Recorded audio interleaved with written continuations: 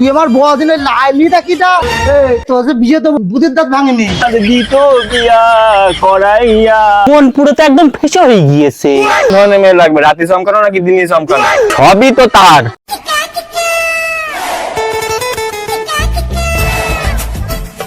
বেলা গড়িয়ে মাথার পরে চলে আসলে ছেলেটা যে সারাদিন কি করে, মোবাইলে কি এমন দেখে, কি ঘাটে কি জানি, একটা কাজ দিয়ে ওর দ্বারা হয় না।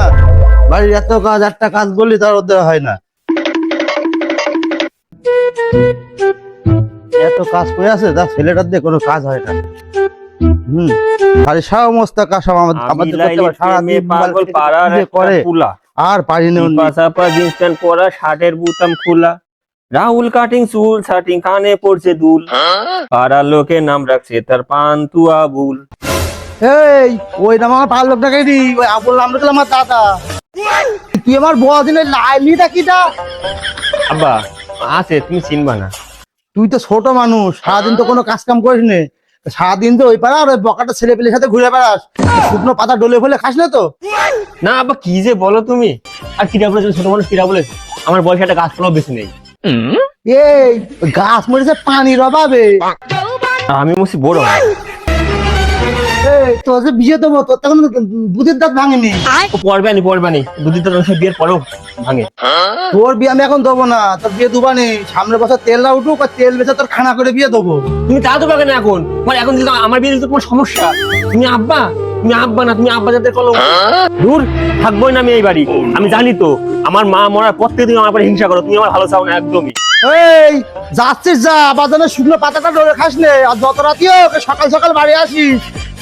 A few moments later. ওরে কাঁদলে যদি বিয়ে দিত, কাঁদতাম দুপা ধরিয়া, তবু যদি আব্বা আমার দিত বিয়া করাইয়া, ওরে আমি কষ্ট হলেও আব্বার জন্য আনিতাম বউ খুঁজিয়া।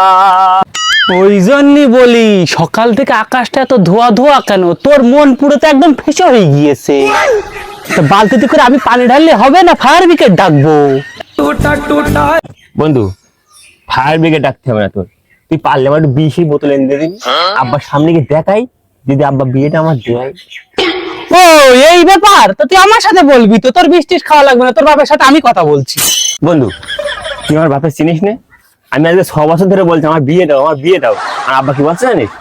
যে আগামী বছর সে তেল উঠবে ঠান্ডার সময়, ওই তেল দিয়ে নাকি খানা করে আমার বিয়ে দেবে। বন্ধু এই ব্যাপার তুই চিন্তা করিস না, তোর ব্যবস্থা আমি করছি। আইনাল ঘটক আসছে না? ওই আইনাল ঘটক আসছে। ও চাচা দাঁড়াও, তোমার হাতে একটু কথা আছে। চাচা তোমার কাছে কোনো মেয়েটে আছে নাকি? আছে তো। এইসব এই মোবাইল তারপরে হচ্ছে খাতা নিয়ে আমি কি ফাউফা ঘুরে বেড়াই? আমার কাছে ধনী থেকে গরিব সব ধরনের মেয়ে আছে। তোমার কোন ধরনের মেয়ে লাগবে, রাতে চমকানো নাকি দিনে চমকানো?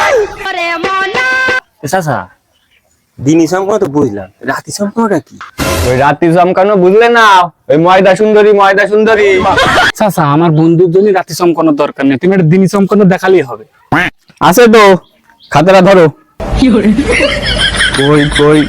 কই নাও দেখো।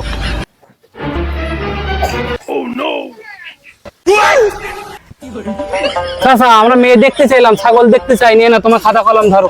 হ্যাঁ চল বন্ধু চল, আইনাল ঘটকে দেখতে ইচ্ছা হবে না, তোর জন্য ব্যবস্থা করছি।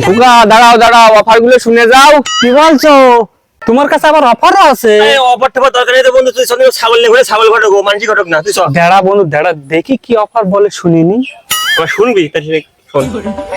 খুকা, এই যে মেয়েটা দেখালাম, এই এক বাপের এক মেয়ে, যশোর রোডে 5 তলা বাড়ি আছে। মেয়ের নামে ব্যাংকে 10 লাখ টাকা ফিক্সড করা আছে, মাঠে 5 বিঘে জমি আছে, আর যেই ছেলে বিয়ে করবে তার একটা বুলেট দেবে। সবই তো তার। চাচা তুমি দিনক্ষণ ঠিক করো, ওই মেয়ে আমি বিয়ে করবো। কবে বিয়ে করতে হবে শুধু তুমি আমার বলো। শালা বন্ধু নাকি তুই? শালা আমার জন্য মেয়ের থেকে ও নিজে বিয়ে করে, কেউ আমার আপন না।